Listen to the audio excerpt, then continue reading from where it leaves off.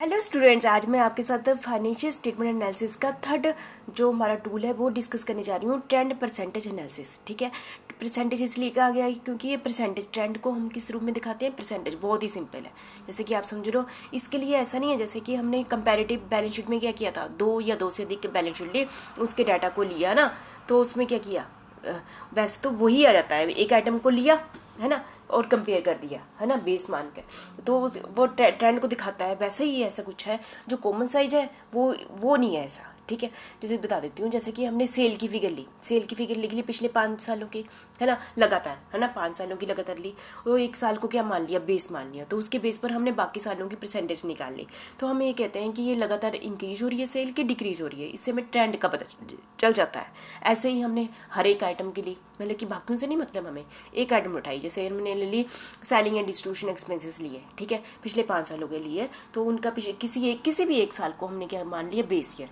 पर ये base year select करते समय ये देखना चाहिए वो नॉर्मल ईयर होना चाहिए, ऐसा नहीं कुछ खास बात नहीं होनी चाहिए। ठीक है, तो नॉर्मल ईयर को बेस ईयर मान लो, कोई भी मान लो, चाहे स्टार्टिंग वाला मान लो, चाहे एंड वाला मान लो, चाहे बीच वाला मान लो। बेस ईयर को क्या मानना है आपने, 100 का मतलब क्या है कि जिसको बेस मानना है उसको डिवाइडेड बाय उसी अमाउंट से करना है, बाकियों को ऊपर रखना है और मल्टीप्लाई बाय 100 करना है, उसको बेस कहते हैं। ठीक है, तो इस टाइप से हमने ट्रेंड निकाला ना, उससे हमें काफ़ी सारी क्या मिल जाती है, इन्फॉर्मेशन मिल जाती है कि लगातार क्या हमारी सेल इंक्रीज़ हो रही है, ठीक है, कितनी परसेंटेज में हो रही है, काफ़ी कुछ पता चल जाता है। इसको देख लेते हैं हम। ट्रेंड परसेंटेज एनालिसिस क्या होती है।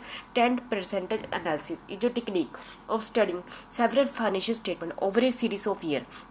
In trend percentage analysis, the trend percentage are calculated for each item, अलग अलग आइटम एक उठानी, by taking the figure of that item for base year is base year को क्या मान लेना है, 100। बेस ईयर कोई भी हो सकता है, स्टार्टिंग एंड बीच वाला कोई भी हो सकता है। So the trend percent is percentage relationship which each item of different year bear to the same item in the base year. Any year may be taken as the base year, किसी भी साल को हम base year मान सकते हैं, but generally the starting या in starting साल को मान लेते हैं हम। वैसे जितने भी क्वेश्चन देखोगे ना, स्टार्टिंग ईयर कोई बेस ईयर माना गया है। So each item for the base year is taken as, जिसको बेस मानते हैं, है ना, उसको मतलब डिवाइड करना उससे, है ना, और उसको 100 मान लेते हैं। मैं आपको एक एग्जांपल बताऊंगी, इसको 100 अपने आप ही आ जाएगा। Then the same item for other year is expressed as a percentage of the base year. ठीक है, जैसे कि हम देखेंगे, थोड़ा सा देख लेते हैं और भी ना। सो the trend percentage analysis is a important tool of historical analysis. ये बहुत ही इंपॉर्टेंट टूल है, इसके बेस पर हमें काफ़ी हर एक आइटम के ट्रेंड का पता चल जाता है। It can be means help in making comparative analysis over A series of year. हम पिछले से 5 सालों के हर एक आइटम का ट्रेंड निकाल लेते हैं, उससे हमें पता चल जाता है। प्रोवाइड ब्रीफली ईजली, है ना, सेवरल फाइनेंशियल स्टेटमेंट परसेंटेज, है ना, हो गया ये ना। There should be a significant and material change in accounting policies over the year. ठीक है, इससे, है ना, कुछ हमें थोड़ा सा, जब ट्रेंड के लिए हमने 20 ईयर सेलेक्ट करना है तो कुछ चीज़ों का हमने बहुत ज़्यादा ध्यान रखना है। क्या, the proper care must be taken behind selecting the base year. It must be a normal year. मैंने आपको पहले बताया नॉर्मल ईयर होना चाहिए, और ऐसा ईयर होना चाहिए सभी ईयर को क्या करता हो, रिप्रेजेंट करता हो। Generally the initial year is taken as base year, but कई बार हम बीच वाला भी ले लेते हैं। ठीक है, और पर यह है कि यदि इनिशियल ईयर नॉर्मल ईयर नहीं है तो हम किसी भी अगले ईयर को नॉर्मल ईयर, जहाँ भी नॉर्मल होगा उसको बेस ईयर मान लेंगे। ठीक है, the trend percentage should be analysed, है ना। तो मैं आपको अभी बताती हूँ आगे।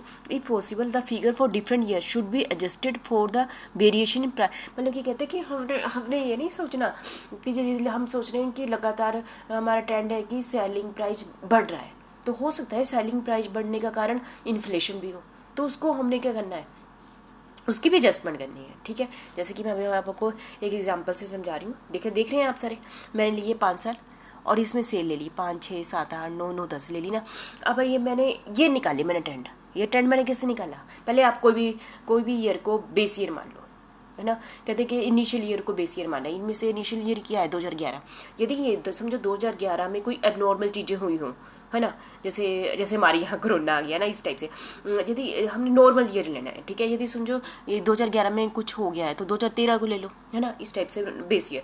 जिसको बेस ईयर लेना है उसका ये 100 आना चाहिए, मतलब कि उसकी फिगर को डिवाइड करना। जैसे मैंने देखो बेस ईयर किसको लिया है, 2011 को, तो मैंने 2000 के लिए तो 5000 को मैंने देखो हर एक आइटम से डिवाइड, उसी जिसको बेस मानना है ना उससे डिवाइड करना है। समझ गए, जैसे कि हमने बेस ईयर को उसकी फिगर उठाई, जिस साल का डाटा लिया, मल्टीप्लाई बाय 100 किया, डिवाइडेड बाय जिसको बेस माना उसका अमाउंट डाल दिया, है ना, तो अपने आप 100 आ जाएगा क्योंकि मैंने इसका ही बेस ईयर लिया है, ठीक है। और दूसरी आइटम कैसे निकाली, 2012 का कितनी सेल है, 6,000 मल्टीप्लाई बाय 100, बेस ईयर का अमाउंट कितना है, 5,000, है ना। अभी कितना है, 7,000 मल्टीप्लाई बाय 100, बेस ईयर का 5,000, ऐसे करके निकालो तो ये बन जाता है। जैसे 100, 120, 140, 180, 300 आ गया ना, ये हमें क्या ट्रेंड शो करता है कि इंक्रीजिंग ट्रेंड बताता है। पर ये साथ में ये भी बताता है कि सभी की जो इंक्रीज हो रहा है हर साल, पर सेम परसेंटेज नहीं है, ठीक है।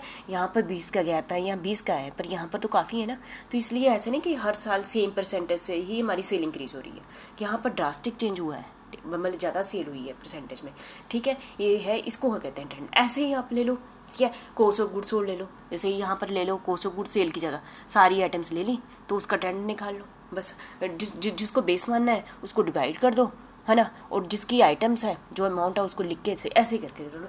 किसी भी आइटम का ले लो, जैसे एडवर्टाइजमेंट एक्सपेंसेस ले लीजिए यहाँ पर, तो सारे 5 सालों के एडवर्टाइजमेंट एक्सपेंसेस लिख लिए, या ऑपरेटिंग एक्सपेंसेस ले लिए, ऑपरेटिंग एक्सपेंसेस 5 सालों के ले लिए, फिर ऐसे ट्रेंड निकाल लिया। हर एक आइटम का ट्रेंड निकाल लो आप, और वो उससे हमें क्या मिलती है, इन्फॉर्मेशन मिल जाती है, हमें कोई डिसीजन लेना, कोई पॉलिसीज़ बनानी, है ना, फ्यूचर के लिए प्रेडिक्शन करनी। तो ये ट्रेंड हमें काफ़ी सारी प्रेडिक्शन के बारे में बताता है। ये ट्रेंड हमें बहुत सी हेल्प करता है, जैसे स्टॉक मार्केट में, जैसे मतलब जो मैं स्टॉक मार्केट में इन्वेस्टमेंट करना चाहती हूँ, तो मैं पिछले 5 सालों के किसी भी शेयर के स्टॉक प्राइस लिख लूँगी यहाँ पर, है ना, फिर उसका ट्रेंड निकाल लूँगी, देखूँगी कि हो सकता है डिक्रीजिंग ट्रेंड भी हो सकता है फ्लक्चुएटिंग ट्रेंड भी हो, तो ठीक है। ऐसे नहीं है तो मैंने इंक्रीजिंग ले लिया ना, सारा फिगर करा है, हो सकता है फ्लक्चुएटिंग ऐसे फिगर आए, कई बारी फिगर ऐसे आए, कई बारी फिगर ऐसे आए, नीचे को आए, है ना।